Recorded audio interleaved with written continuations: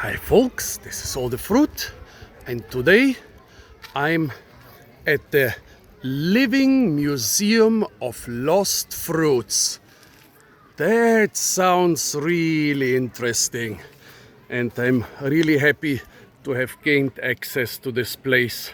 I actually had to ring the boss of the association to come here and open the gate for me. They also have a big explanation tableau, and this is very helpful, just as the short explanations he just gave me here. So, a little bit of context. I came to the Lago di Orta in the north of Italy, in the Alps mountains, mostly because I've never been to this beautiful lake. It's one of the medium-sized alpine or Italian lakes on the south side of the Alps, and I was mostly looking for subtropical fruits and other plants which can be found in some of the bigger lakes. They have a very specific climate. It's called lacustrine or lake climate. You know, there is Atlantic and continental and Mediterranean and Arctic and alpine climate, and here along the big lakes they have lacustrine climate. It's a little bit like the Atlantic climate of the west with elements of Mediterranean and alpine climate. Basically the mountains protect the lakes mostly from west, from where the dark clouds come and the rain, from the north, from where the cold comes, and from the east, where the cold Siberian winds come from. And even from the south there are cold winds here, because the Po Flat in northern Italy is quite a continental place. So I was hoping to find subtropical stuff here. There doesn't seem to be too much of it near Lago di Orta, because it's one of the smaller lakes, so the lacustrine climate is not so strong. But instead I found this, and I'm not disappointed, and neither will you be. There are a couple labels inside, but let's dwell here for a moment. So, the official name of the place is Oasi della Vita, Oasis of Life, and this special project at the Oasis of Life is the Living Museum of Lost Fruits. Basically, the plot belongs to the commune of Omegna, which is like the biggest town along the lake, and it is being rented out to the Pensionists Association, where there are about 70 people, each one having a small plot, working it as a garden. Mostly old people, but it's not restricted to old people. If you are young and if they have a garden for you to spare, I'm sure they will accept you here. And we are back at the big tableau. Look at that. They have the important stuff labeled here, the different varieties. So, you know what's interesting? I'm missing the different subtropical things I found at the other lakes. There are no cacti here. Cacti are standard fruit shrubs in much of Italy, in the warm coastal areas. There are no palms here. There are no citruses here. There is one olive tree here. However, the boss told me, no, it's not traditional here, but with the climate change, of course, we also planted an olive. Somewhere they already also planted a strawberry tree, which I guess is also not traditional here, but was introduced here due to climate change. So basically, the fruit trees you will find here are more similar to Central Europe than to a coastal area in Italy. Let's see. Pears, apples, pears, Susino plums, Pruno also plums, apricots, peaches, Acerolo. Acerolo is hawthorn. Let me see here. Crategus acerolus, a traditional fruit tree in the Mediterranean. A lot of plums, pears and apples, more similar to something in Central Europe than we would expect from Italy, because us European tourists, us Central and Northern and Western European tourists, mostly visit the coasts of Italy and not the rural areas. Even in the, well, here we are in the Alps, near the Swiss border. But even in the inland areas of the peninsula down to southern Italy, there are not so many Mediterranean fruit trees and other plants, but what they grow is more similar to stuff you will find in Central or Western Europe. Now, let's see what we have here. Starting, of course, with the not so nice thing. The Japanese beetle, the Popillia, is eating everything. Here it's being caught in this little plum tree. Look at that, what it has done to the leaves. The Japanese beetle has been a catastrophe for the area of the Great Lakes in Italy and Switzerland. It arrived here a couple years ago. It's eating the leaves of everything, and people are trying to catch it, but it's very bad for fruit cultivation and other stuff. Well, here a couple dwarfs and flowers. This seems to be a dwarfy and flowery garden. But here we have the fruit trees. A lot of them have labels. Cherry, white, hard cherry. So it's a cherry that never gets red and is probably pretty hard. Here, an old tree. I'm sure this is older than this garden, but probably they had a couple trees here before it started. Some plum devastated by Popillia. Don't know what variety. Number 3, we can check it on the list. An apple looking like golden, but seems to be a different variety. Spineless blackberries, mint. Here somebody has blueberries inside the cage. Well, I don't know, man. The holes are too big. Popillia can get through them. Maybe it's for the birds. Also, folks, 70 little gardens plus a communal tree collection. I will not be able to show you everything, of course. I will show you as much as I can, but I would need many hours to show you everything. Here we have some zucchini, sweet potatoes, which have been quite traditional for the last centuries. In Italy, blue beans, some lavender, a compost, sunflowers. This seems to be something like loofah or snake gourd. I cannot see what it is. This is pastinac, yeah. Quite an old vegetable. My grandfather used to grow them. Nowadays they are rarely grown, but it produces big, tasty roots. Among it, some companion planting, I guess. There are leeks. There are also companion planted with the sweet potatoes here. Here we seem to have some more normal pumpkin, tropeolum, cucumbers, a couple tomatoes, sorghum. This used to be used as a type of a sugarcane substitute. More tomatoes, beans, strawberries, a fig tree. I don't even know if they are traditional here or if they also just arrived with the climate change. This used to be quite a coolish area, it seems. Basil, lettuce, chilies, more different types of lettuces, more different chilies, eggplants, corn, some long beans, beets or mangold, parsley, sage in the background. Anything new? Of course it repeats itself because there are 70 different people and everybody tries to grow what they like to eat. Purslane is a wheat but also a tasty snack. And so we will not find, well, not exactly 70 times the same, but it will repeat because those are old people who like to grow the traditional old varieties of their youth and mostly local stuff. Asparagus. Oh, look at that.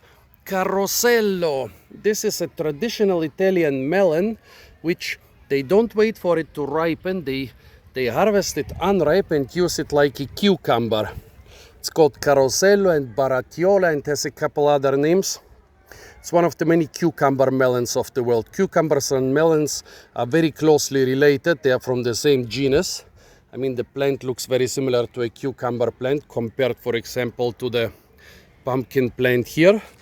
But yeah, Italians are one of the nations that grow not only cucumbers, but also melons for cucumbers. Here a rosemary. In Germany, it would have frozen to the ground a couple decades ago. I wonder if it's the same here or if it was mild enough for it to survive. Rucola, parsley, beans, blueberries again, carrots, oh, spinach. This is not classical spinach, but what was this spinach called? Tell me the name of this spinach, folks. Oh yeah, blueberries seem to be very popular here, and they are all under plastic. Let's see, anything new here?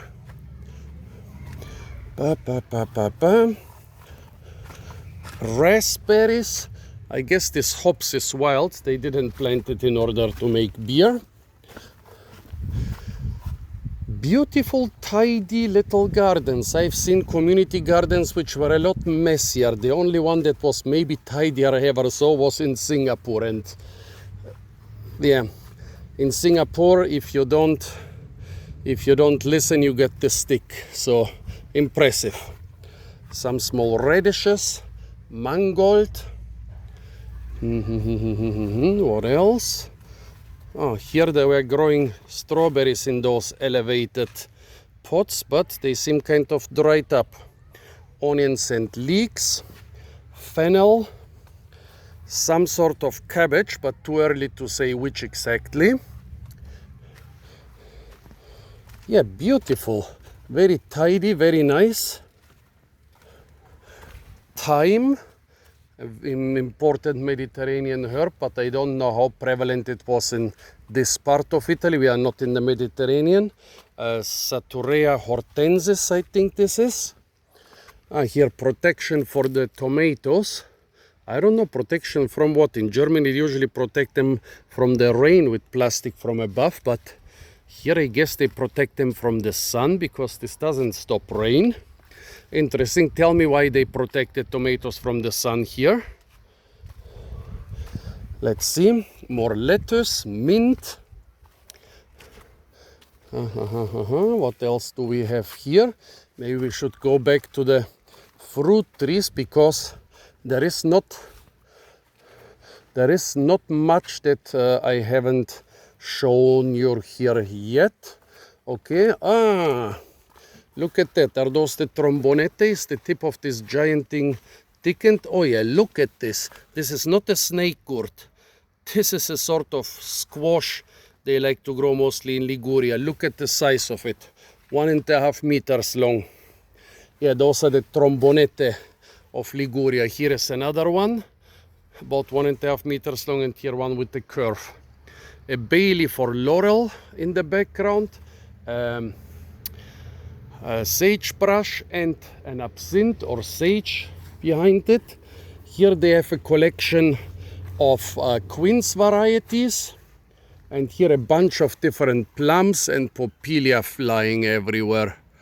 Oh, see the bugs flying everywhere, munching on the leaves. What a pity. A lot of them have different labels.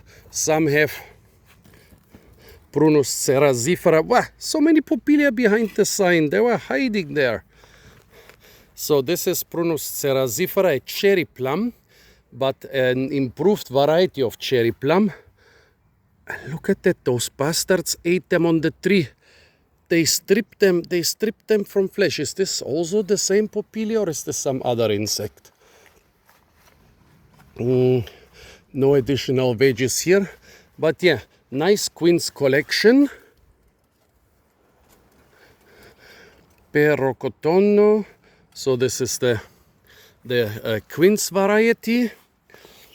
A lot of the trees have those labels, some don't, like this sour cherry here. This is a Prunus cerasus, not cerazifera now, but they usually have numbers, so you can check them over there. Here a big-leafed white mulberry variety, although it looks like one that used to have black fruits, but it doesn't matter, it's still the white mulberry. introduced here not for the fruits but for the leaves, which were used to feed another bug, namely the silkworm. That's why the big leaves and vigorous growth. But of course people would also use the fruits. Here a different type of mulberry, Gelso del Carmine. Gelso is mulberry. Here some sort of, looks also like a cherry plum, but it's not grafted with some different plum. That's why I guess they used it for the cherries, for the cherry plums. Oh, here's spaghetti beans. Those are more popular in the tropics, but they also seem to grow them here. Those seem to be some other melons. Here are a couple olive trees, and I asked him specifically, are the olives traditional here? He said, no, they are not, but with the changing climate, we planted them here also. Here a goji berry, I guess also not traditional here. And the blue passion fruit, also not so traditional. Then there are a couple more fruit trees outside. I see a cherry and a couple cherry plums and the bay leaf and the pokeweed. Here a fig tree. So if it was colder here, it might have frozen back regularly in older times, but it's a very good fruit, so they probably left it here. Even if it froze back every couple years, they would have figs in most years. Here a pumpkin with the young fruit. We are in late July now, in quite a cold year and in quite a cool area of Italy. Everything is still quite green, which is good, but not too many fruits are ripe. Hokkaidos in the background. Here some zucchini. Here this is the cherry, which is called the mulberry of Vignola, or maybe the black of Vignola. Who knows how to exactly translate this? Here a pear. Here we have some topinambur. I think this is Maggi leaf. Let's see, is it smelly? Oh yeah. It smells so crazy like Maggi and curry and stuff. Wahaha. It's a good smell, but you will not be able to get rid of it for days. A bay leaf, a loquat, a pear, a peach, raspberries, and a small strawberry tree over there. Here some plums. Unfortunately, this label has lost the text.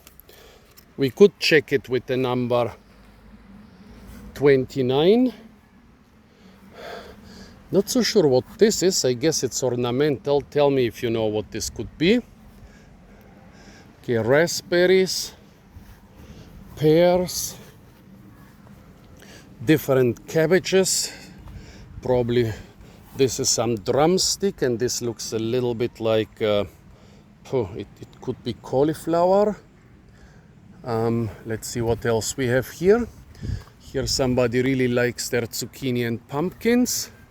An artichoke already flowering. Too late to harvest those artichokes. I guess maybe they didn't plant them here for harvesting, but for the pretty flowers. Those radishes are also too far gone. I guess maybe they left them for the seeds. A gladiolus. Here some more fennel. A lot of nice chairs here so that people can sit and watch their garden grow. Yeah, that's a very good idea. I totally approve of this. I also, whenever I had a veggie garden, I like to sit and watch it grow. Beautiful. Here a couple more artichokes. Stuff keeps repeating itself, but let's see if we'll find some more veggies. With the fruit trees, as I said, those are standard Central European fruit trees that you will find here, despite not being in Central Europe. So they are technically not Central European, but the same you would find in Central Europe. Here colorful zucchini, white, yellow and green. More sunflowers. Yeah, it's interesting to see when we have 70, mostly older people plant some gardens. You will usually see the traditional stuff that was standard in a garden about 50 years ago in that region. So this is really a living museum. This is really like a time capsule from the time, when those people were young.